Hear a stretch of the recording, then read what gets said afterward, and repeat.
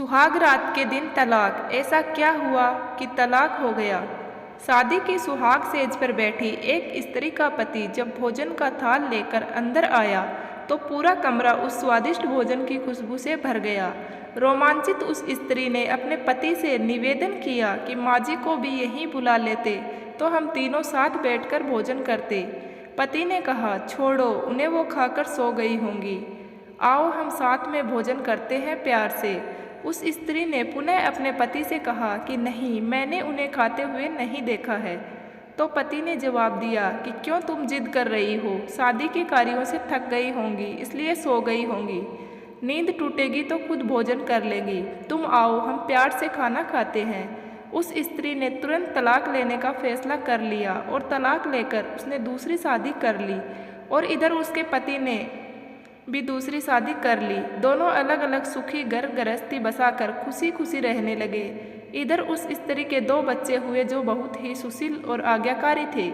जब वह स्त्री 50 वर्ष की हुई तो वह बेटों से बोली कि चारों धाम की यात्रा करना चाहती हूँ ताकि तुम्हारे सुखमय जीवन के लिए प्रार्थना कर सकूँ। बेटे तुरंत अपनी माँ को लेकर चारों धामों की यात्रा पर निकल गए। एक जगह तीनों माँ बेटे भोजन के लिए रुके और बेटे भोजन परोसकर माँ से खाने की विनती करने लगे।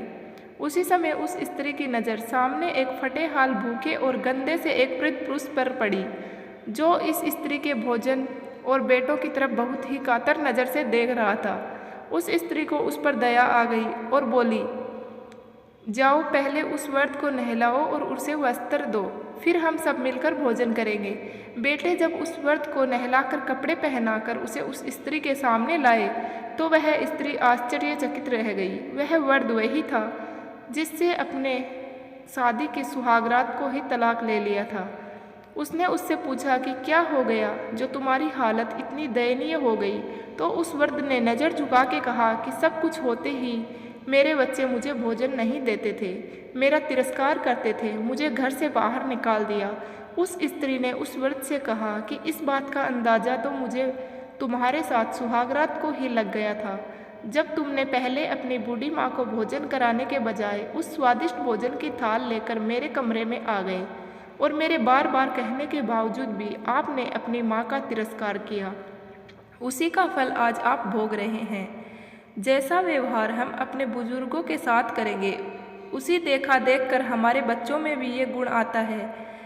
शायद यही परंपरा होती है। सदैव माँ बाप की सेवा ही हमारा दायित्व बनता है। जिस घर में माँ बाप हंसते हैं वही प्रभु बसते हैं।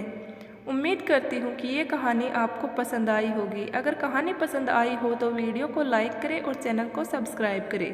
पूरा वीडियो देखने के लिए आपका बहुत बहुत धन्यवाद।